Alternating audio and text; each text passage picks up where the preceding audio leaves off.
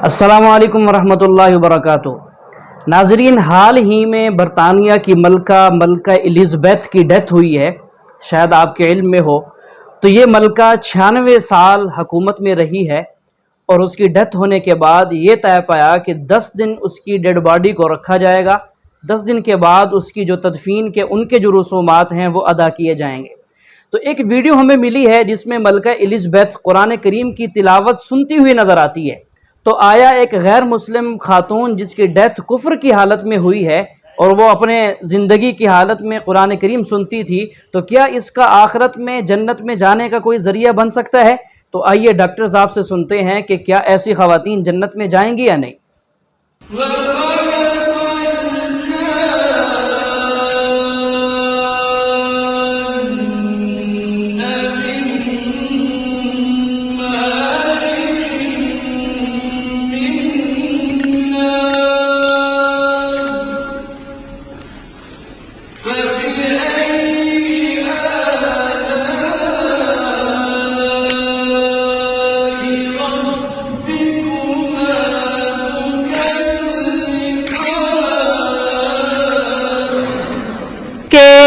After death سارے Muslims جو ہے وہ ہیون میں جاتے ہیں and whoever is non-Muslim will go to hell. So I wanted a clarification on this point کہ ہر ایک کی آفٹر ڈیتھ جو ڈیسائیڈ ہوتا ہے وہ اپنے کرم پر ہوتا ہے، تو مجھے اس بات کے اوپر کلیریفیکیشن چاہیے تھے کہ why all Muslim will go to heaven and non-Muslim will go to hell. If at all we do good deeds, like if non-Muslim also does good deeds, why they will go to hell? بہن نے اچھا سوال پوچھا ہے کہ ان کی ایک سہیلی نے کہا کہ مسلمان آخرت میں جنت میں جائیں گے، غیر مسلم دوزخ میں جائیں گے۔ مسلم مطلب وہ جو امن حاصل کرتا ہے، اللہ سبحانہ و تعالیٰ کے احکامات کے مطابق چلتا ہے، قرآن اور صحیح حدیث پہ عمل کرتا ہے، اسے کہتے ہیں صحیح مسلم۔ یہ بالکل صحیح ہے کہ جو عملی طور پہ صحیح مسلمان ہے وہ انشاءاللہ جنت میں جائے گا۔ لیکن آپ کا سوال تھا کہ جو غیر مسلم اچھے اعمال کرتے ہیں وہ کیوں نہیں جنت میں جائیں گے؟ بہن، جنت میں جانے کے لیے 4 شرائط ہے۔ جب میں میرا 10th اسٹینڈرڈ پاس کیا، میں سینٹ پیٹرس اسکول سے فارغ ہوں، جب میں ICSE میں تھا 10ویں میں، میرے ایگزامینیشن میں 6 کمپلسری سبجیکٹس تھے: English, mathematics, science, geography, history, Hindi, 6 subjects compulsory. 6 subjects میں پاس ہونا کمپلسری ہے۔ اسی طریقے سے انسان کو جنت میں جانے کے لیے 4 شرائط ہے۔ یہ لکھا ہے سورہ العصر میں، سورہ نمبر 103 آیت نمبر 1 2 3، جس میں اللہ تعالیٰ فرماتے والعصر ان الانسان لفی خسر الا الذین آمنوا وعملوا الصالحات وتواصوا بالحق وتواصوا بالصبر۔ اللہ سبحانہ و تعالیٰ قسم کھا رہے ہے وقت کی، عصر کی، بے شک انسان خسارے میں ہے۔ صرف وہ لوگ جو 4 چیز میں سفلتا پاتے ہیں وہ لوگ خسارے میں نہیں ہیں، اور یہ 4 چیزیں ایمان، عمل صالحات، وتواصوا بالحق، وتواصوا بالصبر۔ جس طریقے سے مجھے 10th اسٹینڈرڈ پاس کرنے کے لیے 6 سبجیکٹس میں پاس ہونا کمپلسری ہے، مثال کے طور پہ اگر مجھے mathematics, English, history, geography, science میں 99% مارکس ملتے ہیں، 99%، اور ہندی میں صرف مجھے 10% ملتے ہیں، اینڈ پاسنگ مارکس از 40%۔ پاس ہونے کے لیے 40 مارکس کی ضرورت ہے۔ اگر ایک سبجیکٹ میں، ہندی میں مجھے 10% مارکس ملتے ہیں اور باقی 5 سبجیکٹ میں 99% مارکس ملتے ہیں، کیا میں 10th اسٹینڈرڈ پاس کروں گا کہ نہیں؟ بہن، میں آپ سے پوچھنا چاہتا ہوں، کیا میں 10th اسٹینڈرڈ میں سفلتا پاؤں گا کہ نہیں؟ ایک سبجیکٹ میں 10%، باقی 5 سبجیکٹس میں 99%، کیا میں 10th اسٹینڈرڈ پاس کروں گا کہ نہیں؟ نہیں۔ کیوں؟ کیونکہ مجھے ہندی میں 10% مارکس ملے، بھلے 99 ملے، باقی 5 سبجیکٹ ہندی میں 10 فیل۔ اسی طریقے سے جنت میں جانے کے لیے سورہ العصر کے حساب سے 4 چیزیں ضروری ہے: ایمان، عمل صالحات، نیک اعمال جو آپ کہہ رہے، وتواصوا بالحق، लोगों को हक की तरफ बुलाना, वतवासो बिस्सब्र, लोगों को सब्र की तरफ बुलाना। 4 चीजें जरूरी है। एक भी चीज अगर इन चारों में से मिसिंग है, मौजूद नहीं है, अगर आप एक भी चीज में फेल होते हैं तो आप जन्नत में नहीं जा सकते।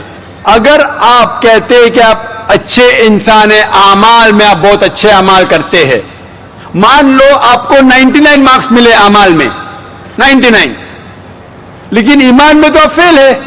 आप ये नहीं मानते कि अल्लाह एक है, मोहम्मद सल्लल्लाहु अलैहि वसल्लम आखिरी पैगंबर है, जो सारी मजहबी किताब में लिखा है, तो आप ईमान में फेल है। आप कितने भी नेक काम करो, 99% मिले, 100% मिले, बाकी 3 हिस्से में ईमान में लेकिन फेल हुए तो आप जन्नत में नहीं जाएंगे। इसी तरीके से अगर कोई इंसान नाम का मुसलमान है, नाम का मुसलमान है, अच्छे अमाल नहीं करता है, नेक अमाल नहीं करता है, वतवासो बिल हक, दावत नहीं देता है लोग को, हक के राह पे नहीं बुलाता है, या लोग को सब्र की तरफ नहीं बुलाता है, सिर्फ नाम का मुसलमान है, मोहम्मद, सुल्तान, जाकिर, अब्दुल्ला, तो वो जन्नत में नहीं जाएगा।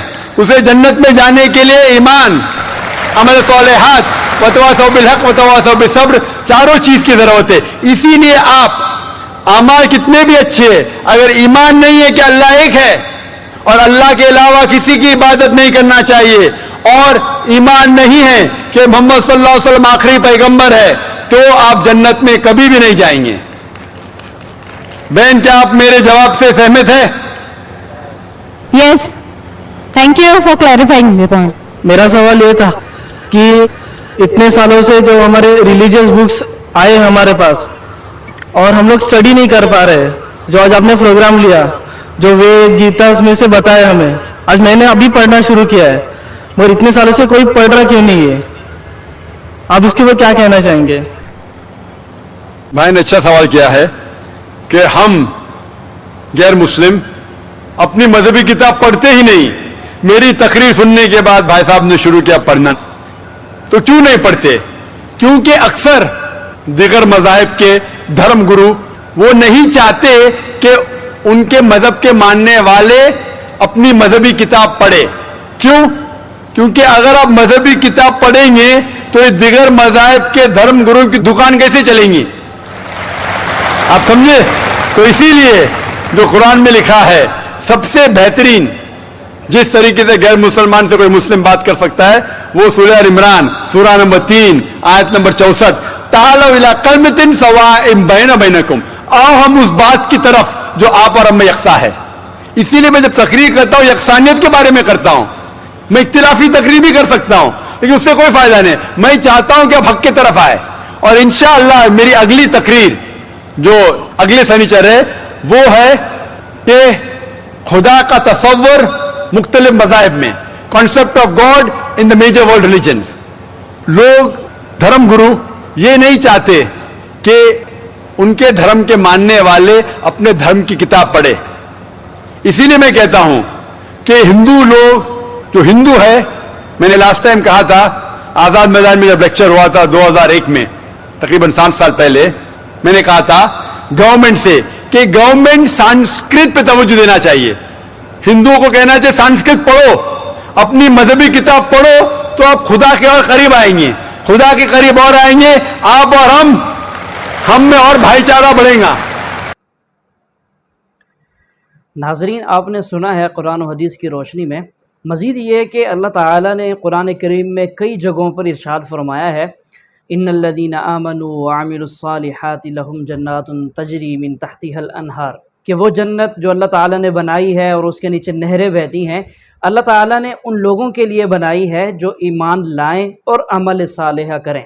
जो लोग सिर्फ ईमान लाते हैं, अमल सालिहा नहीं करते, तो आखिरत में अपने नाफरमानी की सज़ा भुगत कर कभी न कभी जन्नत में ज़रूर चले जाएंगे।